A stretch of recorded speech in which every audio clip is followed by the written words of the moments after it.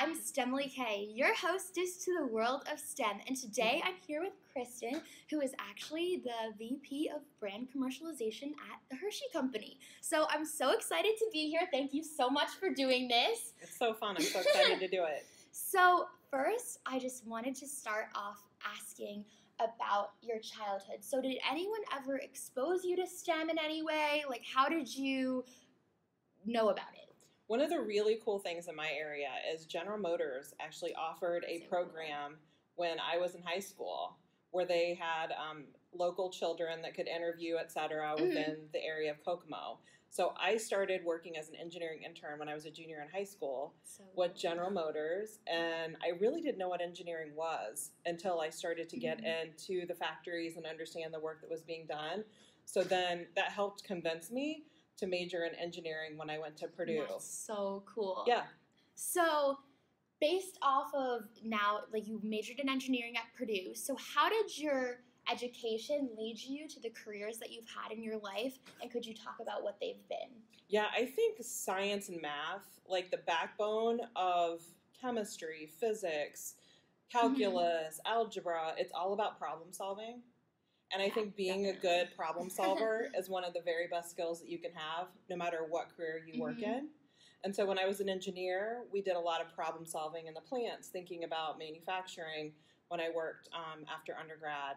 Now that I'm in marketing, believe it or not, I use all kinds of math and science skills, solving problems and thinking about things like how effective our advertising is, or what kind of products we should run, and looking at the P&L and our operating income versus margin. So all of these skills from taking a very rigorous course load in math and science as early on as middle school and high school, then build the skill set of problem solving that can really take you in a lot of different directions. So how did engineering, because this is something that a lot of girls would never expect, that engineering would lead you to Hershey. So how did that happen? And could you talk about, like, what have you done at Hershey since you've been here? Sure. So I started out working as an engineer full-time at Samsung in Austin, Texas, after Purdue. And again, I really love the problem-solving aspect.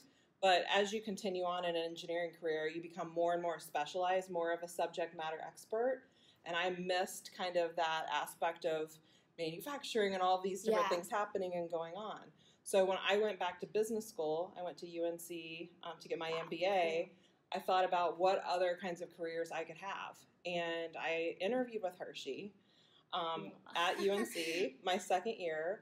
And why I came to Hershey is that, first of all, the people here at the company, it's the kind of work culture that I wanted to be a part of. It's really important to me to work with great leaders, people that I respect, people that are fun, that I can get along with. And I really thought this would be a great place to start my career. And, you know, what I've done at Hershey, I've worked in a variety of marketing assignments. I've worked on amazing brands like Kisses. I was in a global assignment where I got to travel all over the world, including China and Brazil and all kinds of really exciting places. And my job before the job I have now, I actually got to lead the Reese's brand team, which was amazing. Anybody's dream job, right? Yeah, exactly. And then now I get to work between marketing and sales in several different areas where we're thinking about how to integrate our planning functions and how to think about our entire portfolio and what kind of strategy we have on that. So lots of different things, which I really love. And again, it goes back to that breadth of thinking through the entire company and having a skill set in science and math allow you to be very flexible and working in different things. So could you walk us through, like, what does a typical day look like for you? Right now, a lot of meetings, but they're about all different kinds of things, which make them fun. So I've had a meeting today about some marketing activities that we're thinking about in advertising, which is always fun. I had a meeting today about some decisions we're making on our portfolio strategy and what kind of products we would put on the shelf at different customers. I had a meeting today about our P&L and how our P&L for the company is looking and the different regions and different areas and how that's working. So your mind is constantly thinking Mhm. about all kinds of different things. You could be in one meeting about advertising, another meeting about a problem to fix in a plant or in operations, and then another meeting about a financial P&L. So just, I love that. That's Yeah. my favorite part of my job, is that there's always something different happening, always something new to think about, and that's what keeps it fun and fresh. So I know this might be hard to choose, but what's like the coolest project you've worked on? The coolest project. So there's two that I would point out. One was when I first started at Hershey, I was an associate brand manager on Kisses, and we built the world's largest kiss at Chocolate World. Wow. It was a 12-foot high, 12-foot across kiss. That's amazing. And it took us 2 weeks to make it out of big 5-pound bricks of chocolate, real chocolate. And then we had engineers that helped design the kiss so it would be perfectly shaped. And I think we had 250 employees that volunteered to help do it. So it was really cool because it's a brand that's important to the company. Exactly. It was for the 100th anniversary of Kisses. Oh, wow. And so that was a really special thing. A lot of employees got to be a part of it. I'd say the second coolest thing is when I worked on Reese's, we had a chance. I am a huge sports fan. I love sports. Yeah. And I got to go to the Final Four, and my team worked on some really cool promotions. So for me, that's like Reese's and NCAA basketball. Yeah. Perfect. And the year I went to the Final Four, UNC won the national championship. That's perfect.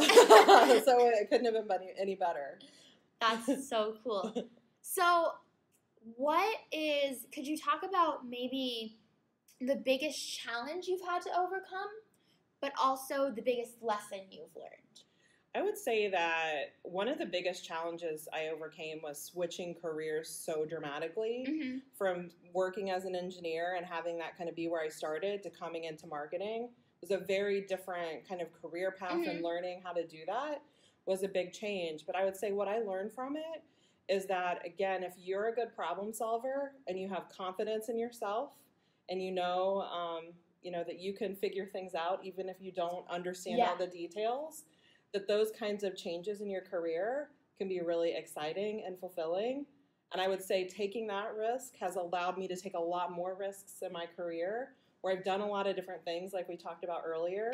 And because I had that experience, that built my confidence even stronger, that I could do even more challenging things. So now that, I'm a vice president, like I have dreams of doing other fun, challenging things in my career. I'm not done yet. So I'm hoping to be a CEO someday. And so if you build that confidence early on that you can do a lot of different things, and I think, again, it all just goes back to that solid foundation of problem-solving skills. You just build on that confidence as you move forward in your career. Cool. So another question. A lot of people would never think, a lot of girls my age, a misconception I find is that they believe if you're going to study engineering or computer science or math, that's all that's for you in your entire career. And you're going to have, they think it's like a boring career, this, that. Like, what would you say to them to disprove that? My first piece of advice is do a lot of different internships or different projects in school to learn all the different things that you can do in science, math, or engineering, because it's very different.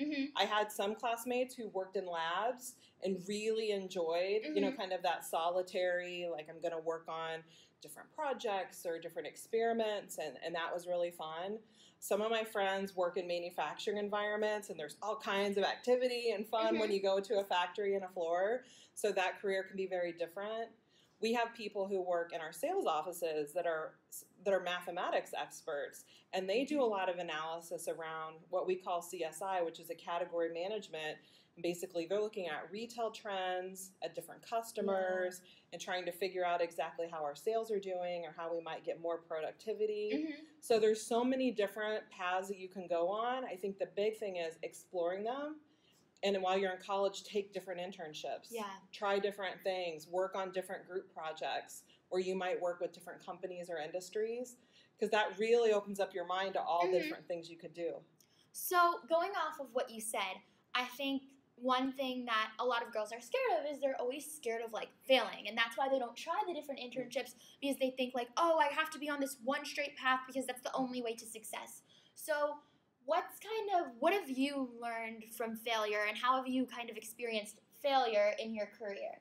Yeah, I would say the first thing I've learned is that there are times where you're at the wrong place at the wrong time, or you try something and it just doesn't work, and that's okay. Yeah.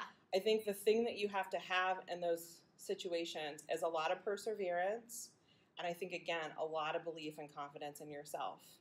And so what that goes back to is I always think about sometimes if something doesn't go your way, it can kind of shake how you feel and make you feel uncertain.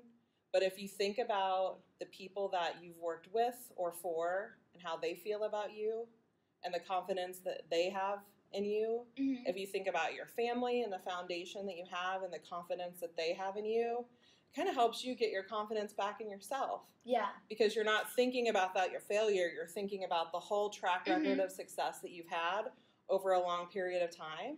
And that gives you the confidence to kind of get back up and try something new again. Because once you learn how to take risks and fail, and sometimes that doesn't work. Obviously, you don't want a track record of failure. You're looking for a track record of success.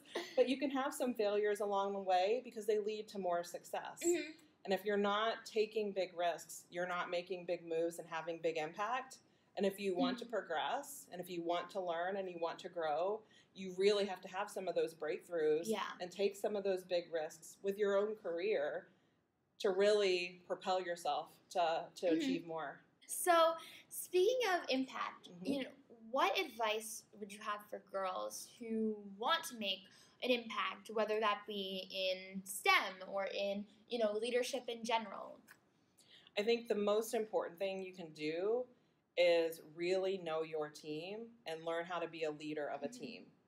So when you're in a project, work group, in your school studies or at college, if you are involved in sports or drama club or musicals or you name it, always think about the kind of way you show up as a leader for your peers and for others, and continuing to hone in that skill is really important.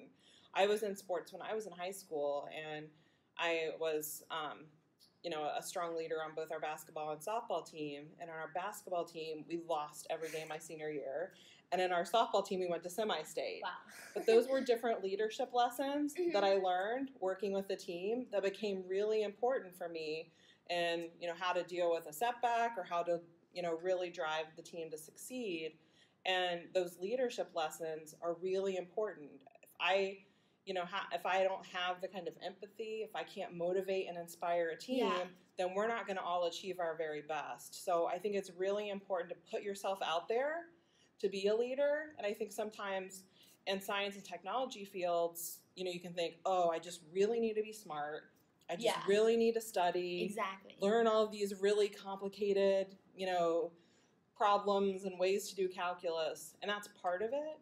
But you also have to be a really good leader. And everyone has a different leadership style. So the way that you lead could be very different than the way that I lead and other people. So you have to understand what makes you unique, what you bring to the table, and then keep that authentic leadership style with you no matter what you do. And the only way to find that is through taking chances and leading. So that was what I would encourage people to do most. Great advice. But also, I always ask this question. In terms of, every day, something new with science and technology comes out.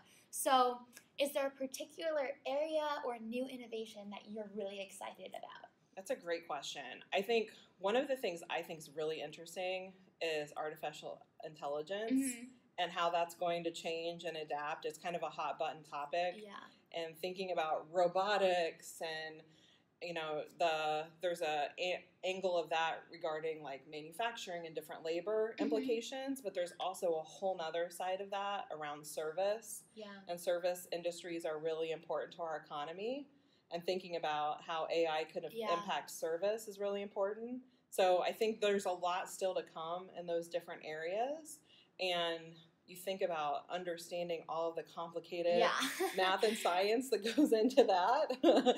And, that's obviously a very hot topic, in different media that cover it. But that's just one small example of a completely new emerging field that can change so many different ways that we do business. So I think all of it's really cool. I still kind of nerd out from time to time reading about some of that, but I enjoy it. And I think, the exciting thing to me is knowing that more things are coming and that it's going to continue to change. There's going to be new things that emerge. That's what makes science and technology so fun. Well, I want to thank you so much for giving up your time and doing this with us today. And again, I'm STEMilyK, your hostess to the world of STEM. Thank you. Bye. Bye-bye.